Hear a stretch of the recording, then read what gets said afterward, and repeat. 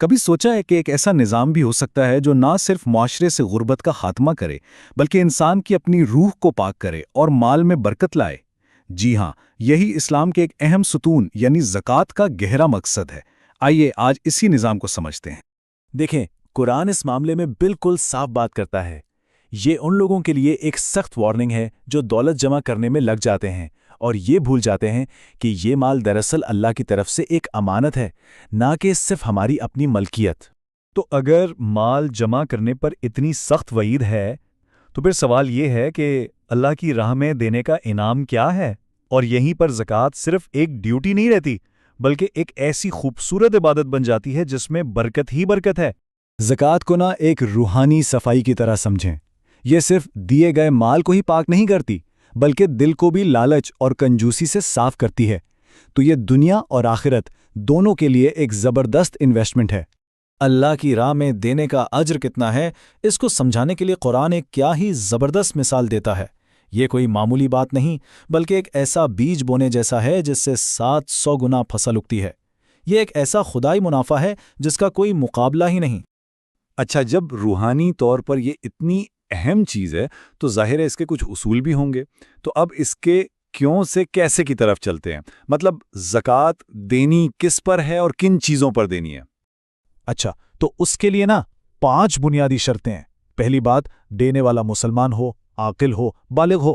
دوسری یہ کہ وہ اپنے مال کا پورا مالک ہو۔ اور تیسری، اور یہ بہت اہم ہے، کہ مال ایک خاص مقدار جسے نصاب کہتے ہیں اس تک پہنچ جائے اور پھر اس نصاب پر پورا ایک قمری سال بھی گزر چکا ہو۔ اب یہ نصاب کا جو معاملہ ہے یہ بڑا دلچسپ ہے۔ یہ وہ کم سے کم رقم ہے جس پر زکوٰۃ واجب ہوتی ہے۔ اب یہاں ایک اہم نکتہ ہے، اگر کسی کے پاس صرف سونا ہے تو سونے کا نصاب دیکھا جائے گا، لیکن اگر اثاثے ملے جلے ہیں یعنی کچھ کیش ہے، کچھ چاندی، کچھ بزنس کا مال، تو پھر چاندی کا معیار استعمال ہوتا ہے۔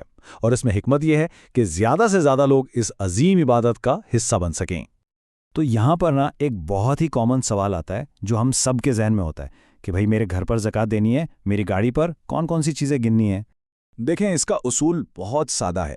زکوٰۃ ان اثاثوں پر ہے جو بڑھنے والے ہیں، یعنی جن میں اضافہ ہو سکتا ہے، جیسے آپ کا کیش، بینک بیلنس، سونا چاندی یا کاروبار کا سامان۔ جو چیزیں ذاتی استعمال میں ہیں جیسے رہنے کا گھر، اپنی گاڑی یا گھر کا فرنیچر، ان پر زکوٰۃ نہیں ہے۔ ٹھیک ہے، تو یہ تو ہو گیا کہ زکوٰۃ کون دے گا اور کن چیزوں پر دے گا۔ اب اس سسٹم کا دوسرا اہم حصہ کہ یہ زکوٰۃ جائے گی کہاں، اسے وصول کون کرے گا۔ قرآن اس کی بھی ایک بالکل واضح لسٹ دیتا ہے۔ تو قرآن نے 8 قسم کے لوگوں کی نشاندہی کی ہے جن کا زکوٰۃ کے مال میں حق ہے۔ اور یہ لسٹ دیکھ کر اندازہ ہوتا ہے کہ یہ نظام کتنا جامع ہے۔ یہ صرف غریبوں اور مسکینوں کے لیے نہیں ہے، اس میں وہ لوگ بھی شامل ہیں جو قرض میں ڈوبے ہوئے ہیں، مسافر ہیں، یہاں تک کہ وہ لوگ جو زکوٰۃ کے نظام کو چلا رہے ہیں۔ یہ تو ایک مکمل سوشل سیکیورٹی سسٹم ہے۔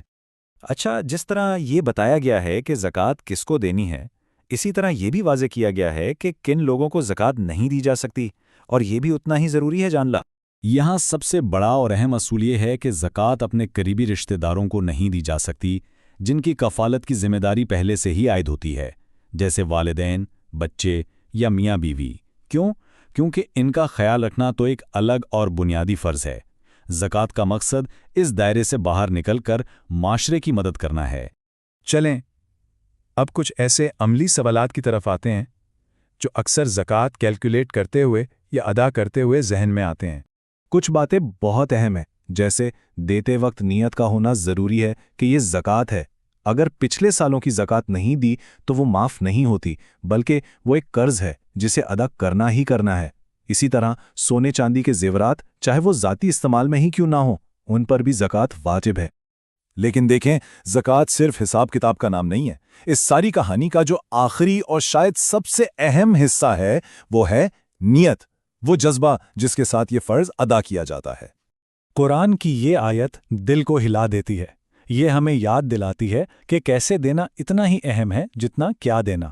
اگر کوئی دے کر احسان جتاتا ہے یا لینے والے کو تکلیف پہنچاتا ہے تو اس کا سارا اجر ضائع ہو جاتا ہے، بالکل اس بارش کی طرح جو چٹان پر پڑی مٹی کو بہا کر لے جاتی ہے اور پیچھے صرف پتھر رہ جاتا ہے۔ تو یہاں ساری توجہ اس بات پر ہے کہ دینے والے کے دل میں اخلاص ہو، صرف اللہ کے لیے، اور لینے والے کی عزت کا پورا خیال رکھا جائے۔ یہ سوچنا کہ میں کسی کی مدد کر رہا ہوں کے بجائے یہ سوچنا کہ اللہ نے مجھے اپنی روح کو پاک کرنے کا ایک موقع دیا ہے، یہ ہے اصل اسپرٹ۔ تو آخر میں یہ ایک سوال ہمارے سوچنے کے لیے ہے، کیا زکوٰۃ صرف مال کا ایک سالانہ آڈٹ ہے، یا یہ ہمارے دل کا، ہمارے ایمان اور ہماری ہمدردی کا ایک حقیقی امتحان ہے؟ یہ معلومات امہ 360 کی ٹیم نے مفتی جسیم الدین قاسمی صاحب کی کتاب اسلام کا نظام زکوٰۃ کی روشنی میں تیار کی ہیں۔ امید ہے اس سے آپ کے علم میں اضافہ ہوا ہوگا۔ مزید جاننے کے لیے امہ 360 ایپ کو پلے اسٹور اور ایپ اسٹور پر ضرور سرچ کریں۔